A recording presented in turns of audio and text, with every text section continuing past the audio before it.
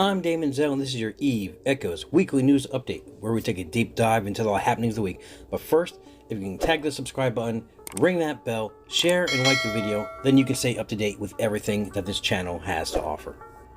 And with the community news, we're going to dive right into the lead story, which is the war currently going on in Fountain between RETC and BOOP, which was made official just after the video dropped last week. Now, I've been very curious about this war because it hasn't really been advertised. You haven't seen a lot of propaganda about it. And I wanted to take a deep dive into exactly what's going on out there in Fountain currently. So, especially since RETC did take down, destroy one of BOOP's citadels last week, which we covered. So I reached out to both sides to find out exactly what this war is about and what's going on. When talking to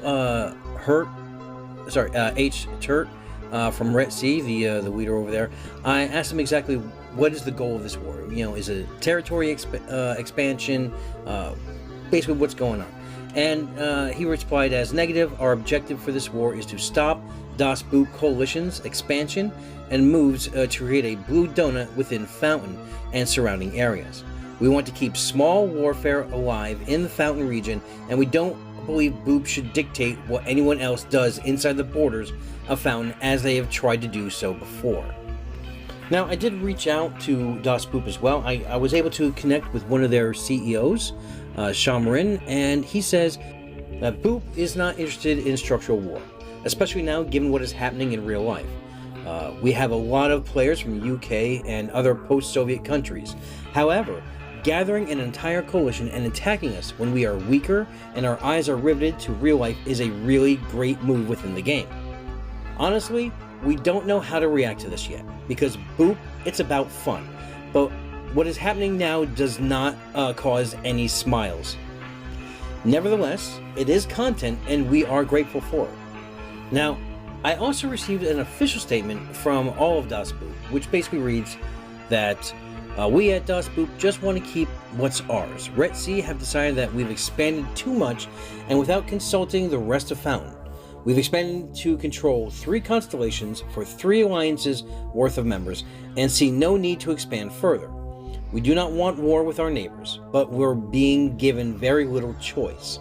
We will defend our space. Diplo is ongoing. I do hope that this disagreement can be solved, but it seems like RETC are set on their current course of action. I do hope that this information is completely outdated by the time your video airs, though. We do actually very much like our neighbors, even though they don't seem to like us. Now, I have been talking to both, and they are in diplomatic talks currently right now. So this war could have fizzled out. I have not received any more information about any more structures going down within the war. So it seems like the dippos are ongoing, and we will just have to keep a watchful eye on exactly what's going on over there. Now, we do have to talk about this, even though it's not so much community news, but it does affect the community as a whole because of what's going on with NetEase. And that's their release of this new module called the Autosalvager. Now, this mod will fit in your mid slot. It has an activation time of 10 seconds. It will take power grid, blah, blah, blah, blah, blah. Basically, it's not a salvager. If anyone has played EVE Online before, they know that salvaging is a specific skill that you use to, after you loot the wrecks, you salvage the wreck, and that's what gives you the rig parts to build rigs. However, they changed that in EVE Echoes, where everyone can do that. Now, you don't need a specific skill, you just need reprocessing, and you reprocess the wreck, and that's what's going to give you those rig parts. So, this is basically an auto looter. All this is going to do is when you are within range of what it says here is 7.5 to 15 kilometers, it will, upon activation, loot the closest wreck to you. And it's a 10-second time, which means you have to wait 10 seconds again and activate it to get the next wreck. It doesn't loot all the wrecks in that range, it's one by one. Now, I was kind of excited about this module when they first announced it, because when they announced it, it said it had a range up to 100 kilometers, which would be fantastic for all you sniping battleships out there, or people that are sniping anomalies. They can activate this and not have to worry about afterwards doing the slow crawl all the way back to the wrecks to loot them. You know, this would just pull them to you, loot them, and be done with it. However, they did come out and say that that was a typo and that the actual range is 7.5 to 15 kilometers. Now, let's just talk on that part right there. It's utterly useless. It's a piece of junk. Seriously, why would you use this? It gives you a max range of 15 kilometers. You have a 10 kilometer range to loot the wreck anyway. And it's faster just to get in there, click on the wreck, auto loot, and do the next one. You don't have to wait 10 seconds. You just click and loot, click and loot, and there you go. So right there, this is going to be useless. However, they did come out and say that they are going to be skills specifically for this. Now, what those skills will pertain to be, whether they are going to be, raise the range of it or not. But here's the kicker: the skills themselves have to be gotten from a skill chip, which you can only find by the gravitational wave finder within the Splendid Coupon store. And yes, we will talk about the Splendid Coupon store, and I know it's not community, that's more game news than anything else, but we're going to talk about that issue in a moment as well. So they brought back the Splendid Coupon store, which again I'll touch on the game news video. But within the, if you still have any coupons left, because they told us that the store was going away, but they brought it back because they're idiots.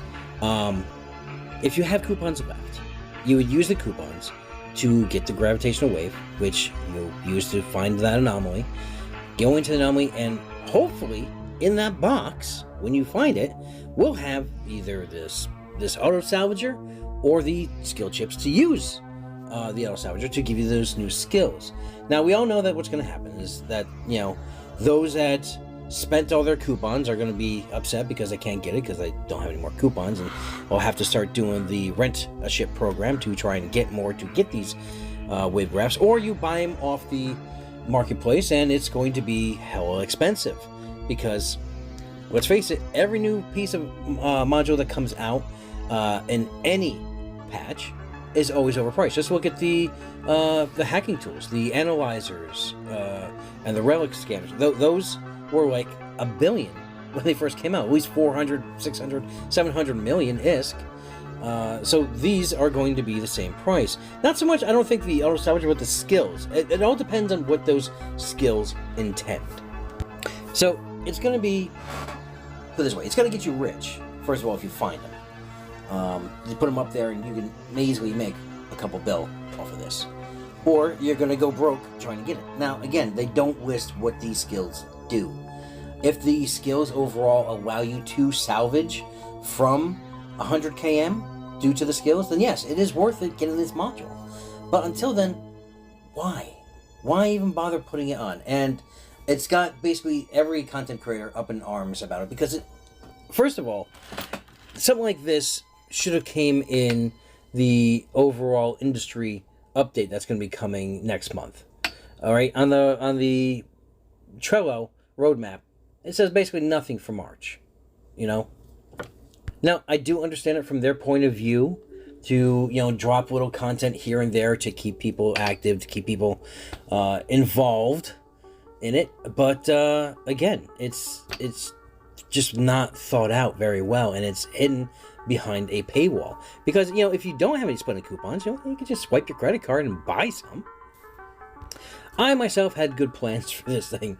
Bear with me. I was going to basically do a troll maneuver and get a Badger 2 and strap a scanning module on this and the Autosalvager if it was out to 100 km, and just scan down people in the high-sec islands, go to their position, and start looting all the wrecks. You also have naysayers that basically saying that this is going to destroy industry even further by the flood of new minerals and everything else that it's going to get.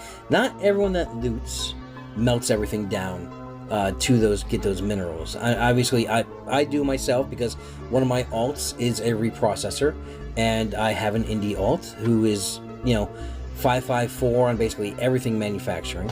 So yes, obviously I don't make any money off it. You all know I'm broke. But if I wanted to, I have the tunes to do so.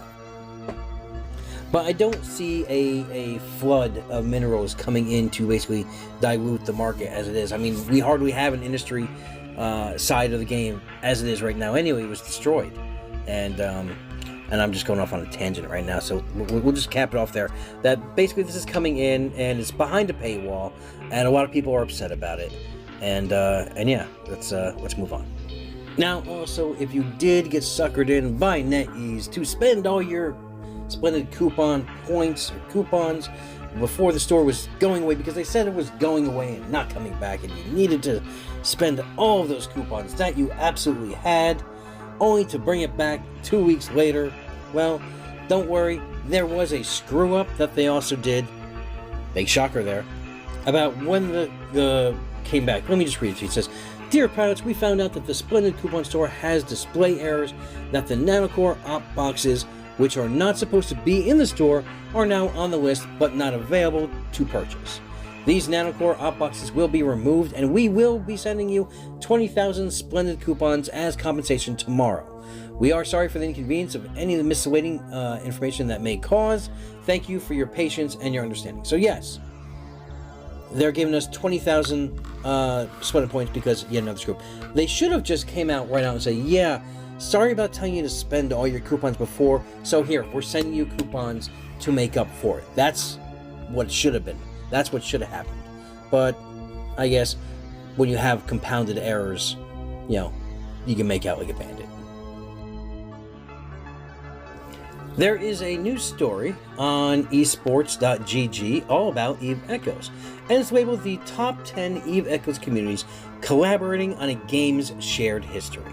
And, you know, the first paragraph gives you a little bit of history on how every year there's a news story on how much of millions of ISK or thousands of real-life dollars are lost within EVE Online, just the scale of the game itself, and it's carried over into EVE Echoes.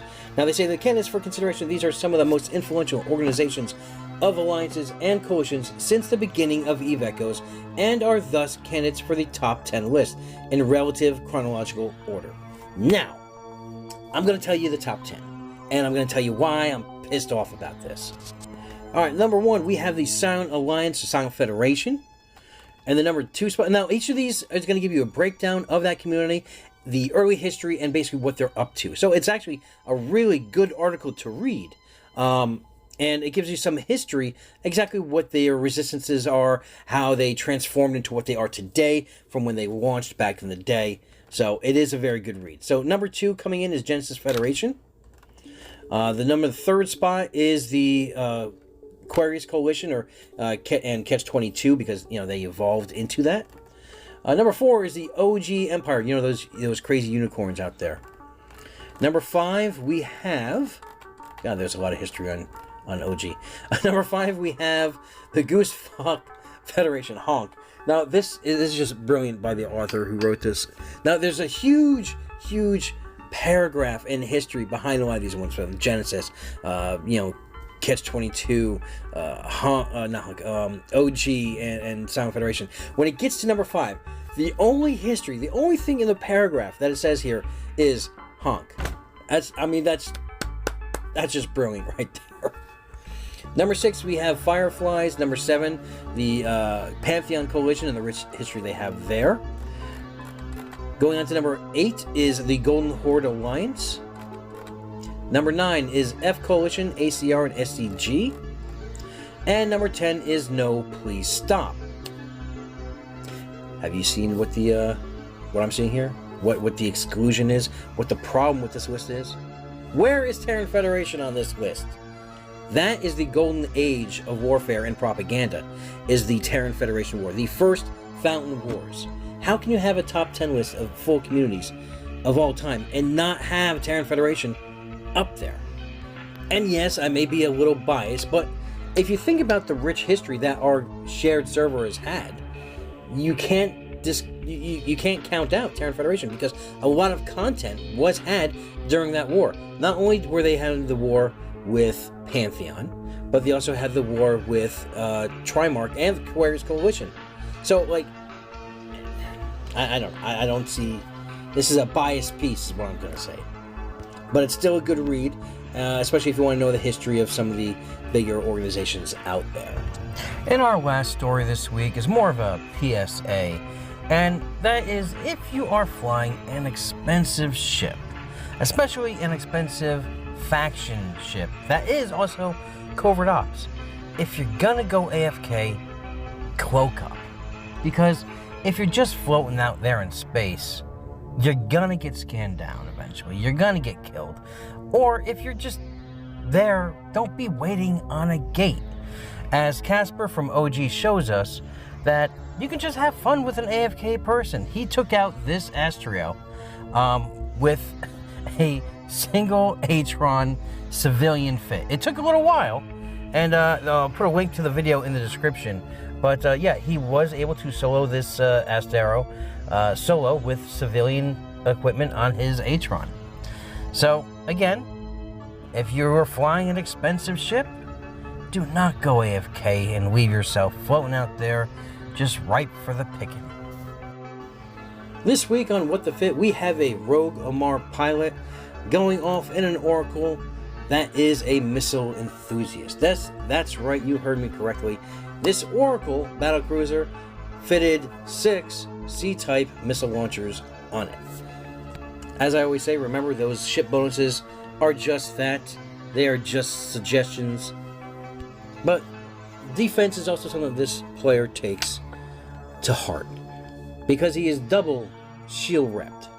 That's right, we got 2 shield boosters on this sucker, but you know, what is that going to do? It's going to drain your cap. No worries, we have 2 battery capacitors on this thing as well. So, nothing to fear for this pilot. Now again, remember, once you shoot things down, please do take a look at your kill, because some of those kills, when you stare at them, you just basically ask, what the fit, man?